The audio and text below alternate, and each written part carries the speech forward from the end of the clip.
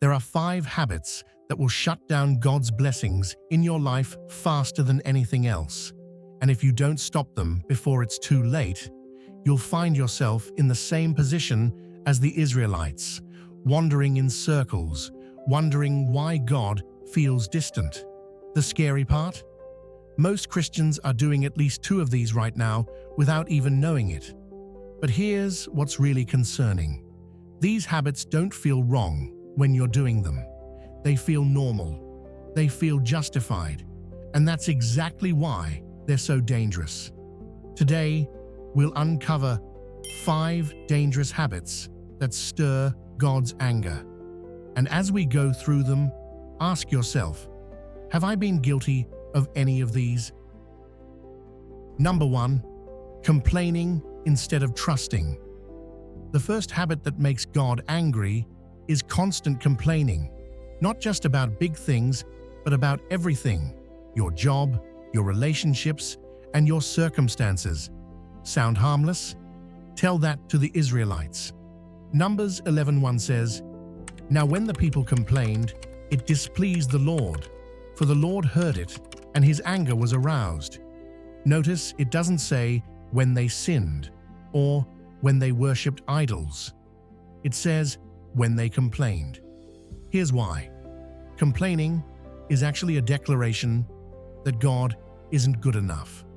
Every complaint is basically saying, "God, you messed up. I could run my life better than you." That's not just negativity. That's pride disguised as frustration. You might be thinking, "But I have real problems." Of course you do.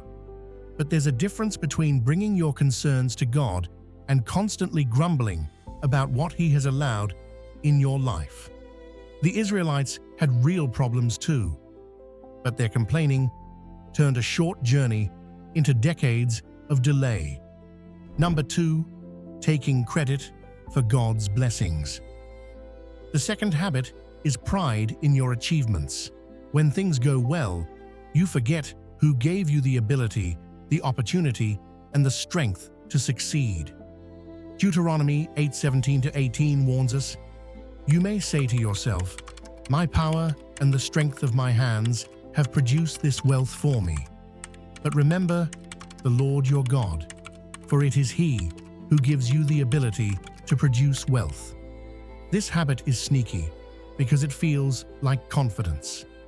You work hard, you see results, and you naturally think, "I did that."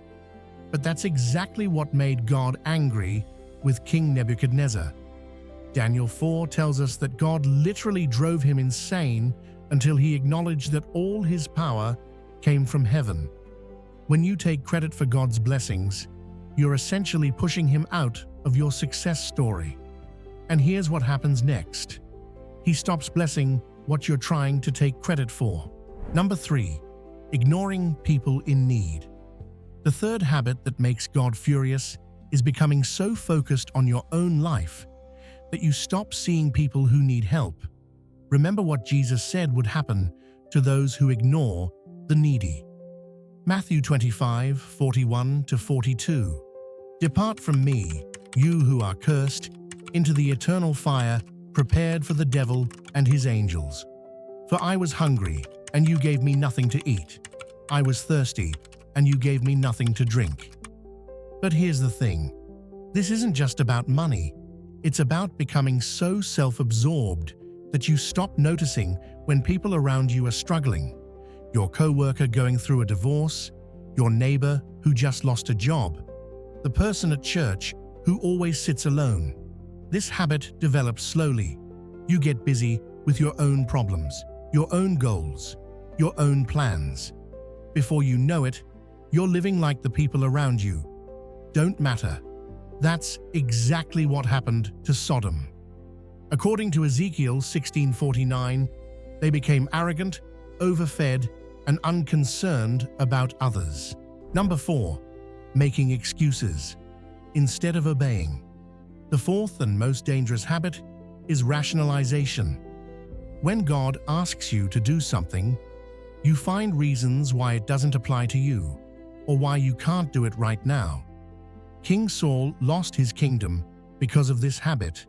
When God told him to completely destroy the Amalekites, Saul decided to keep the best livestock for sacrificing to the Lord.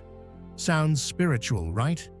But 1 Samuel 15:22 says, "To obey is better than sacrifice, and to heed is better than the fat of rams." You might not realize you're doing this, but every time you know what God wants you to do, and you find reasons to delay or modify His instructions, you're following Saul's pattern. Maybe God's been telling you to forgive someone, but you're waiting for them to apologize first. Maybe He's calling you to be more generous, but you're waiting until you have enough money. Here's what's terrifying about this habit. It feels wise. It feels responsible. You're not rejecting God, you're just being practical. But that's exactly what makes it so deadly. Partial obedience is still disobedience. Number 5. Neglecting your relationship with God. The fifth habit that shuts down God's blessings is neglecting your personal relationship with Him. Not walking away from God, just slowly drifting. You stop praying like you used to. You stop spending time in His Word. You stop seeking Him daily. And before you realize it, God becomes distant. Jeremiah 29:13 says, "You will seek me and find me when you seek me with all your heart." Not when it's convenient, not occasionally, with all your heart. Here's why this matters. When your connection with God weakens, everything else starts to fall apart. Complaining becomes easier. Pride grows stronger. You stop noticing others. You start making excuses because you're no longer staying close to the source. And the longer it goes on, the harder it becomes to recognize how far you've drifted. But here's the good news. The moment you turn back, He's already waiting. A final warning and hope. Notice something about all 5 habits. They don't feel like rebellion. They feel justified. Complaining feels like venting. Taking credit feels like confidence. Ignoring others feels like focusing. Making excuses feels like wisdom. But here's what happens when these habits take over.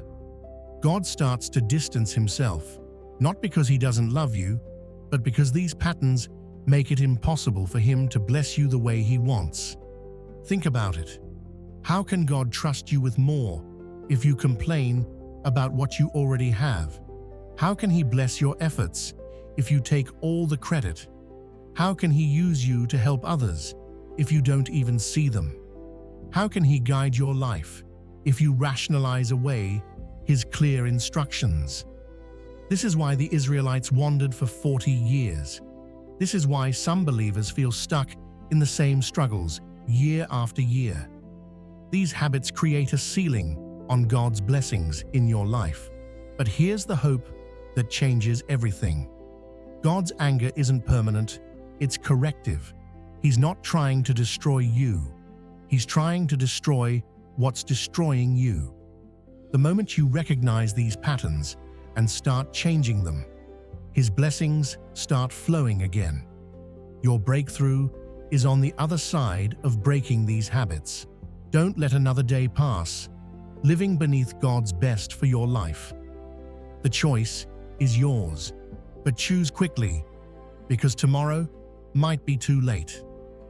Drop a comment below and tell me, which of these 5 habits do you need to break in your life?